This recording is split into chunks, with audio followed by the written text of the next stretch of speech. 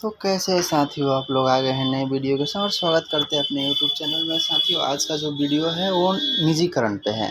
तो साथियों, देखा जाए तो आजकल निजीकरण शब्द का शोर काफ़ी सुनाई दे रहा है, क्योंकि सरकार द्वारा नियंत्रित अधिकतर कंपनी निजीकरण की राह पे है। सरकार सभी क्षेत्रों में बड़े पैमाने पर निजीकरण यानी सरकारी कंपनी को बेचने पर जोर दे रही है। निजीकरण यह एक ऐसा विषय है जिसके बारे में पिछले कुछ सालों से देश में काफ़ी बहस हो रही है, और सबसे ज़्यादा विवाद रेलवे और बैंकों को निजीकरण के लेके हो रहा है। और साथियों, बात करें तो भारत में निजीकरण की शुरुआत किसने की, तो भारत ने प्राइवेट और सार्वजनिक क्षेत्रों दोनों के साथ एक मिश्रित अर्थव्यवस्था, लेकिन सार्वजनिक क्षेत्र 1991 तक प्रभावित तरीकों से अक्षमता से प्रभावित रहा। भारत में निजीकरण की शुरुआत साल 1991 में हुई थी। उस समय देश के आर्थिक संकट से गुजर रहा था, इसलिए तब भारत में निजीकरण की शुरुआत तत्कालीन वित्त मंत्री डॉक्टर मनमोहन सिंह ने की थी। एक बड़े आर्थिक संकट के दौर की थी और सरकार ने एक घाटे में चल रही कंपनियों को निजी क्षेत्रों में बेचने का फैसला किया। ऐसे कठिन समय में अंतर्राष्ट्रीय फंडिंग एजेंसी सरकार को रन की तरफ मुड़ने पर विवश कर दिया। इस तरह साल 1991 नई आर्थिक नीति न्यू इकोनॉमी पॉलिसी के अंतर्गत देश में निजीकरण की प्रक्रिया शुरू हुई। इसके बाद से यह प्रक्रिया जारी रही और निजीकरण की यह प्रक्रिया बाद की सरकार ने भी जारी रखी। और साथियों, 1991 की नई औद्योगिक नीति में सार्वजनिक क्षेत्र के लिए कई सुधार उपाय शामिल थे।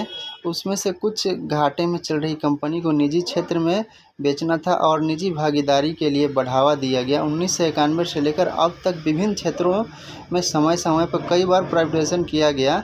बस 1997 में सरकार ने सार्वजनिक क्षेत्र में 11 कंपनियां जो कि लाभ की स्थिति में थी, उन्हें नवरत्न का दर्जा दिया गया, जिसके साथ ही सार्वजनिक क्षेत्र में इन उपक्रमों के पर्याप्त की प्रदान की गई ताकि यह अंतर्राष्ट्रीय स्तर पर अपनी पहचान बना सकें।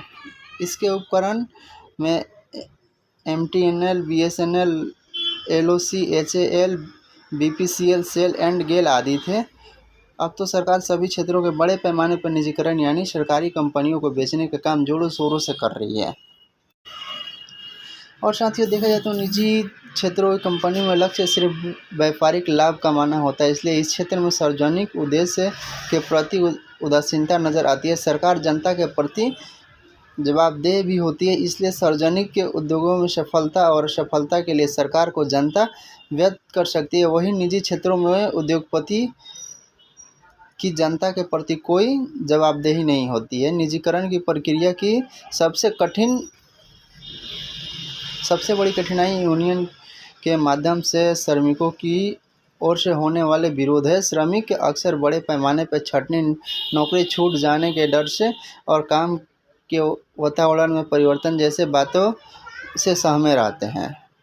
सहचर पूंजीवाद को बढ़ावा मिलता है। सहचर पूंजीवाद ऐसी व्यवस्था है जिससे सरकार कुछ गिने चुने प्रभावशाली उद्योगपति के पक्ष में नीतियां बनाती है, जिसके कारण अर्थव्यवस्था में कुछ गिने चुने लोग का कब्जा होता है। सहचर पूंजीवादी के कारण सरकार के आर्थिक फैसलों का फायदा केवल कुछ गिने चुने उद्योगपति वर्ग को ही मिलता है। इस वजह से बाजार में एकाधिकार बढ़ता है। निजी क्षेत्र में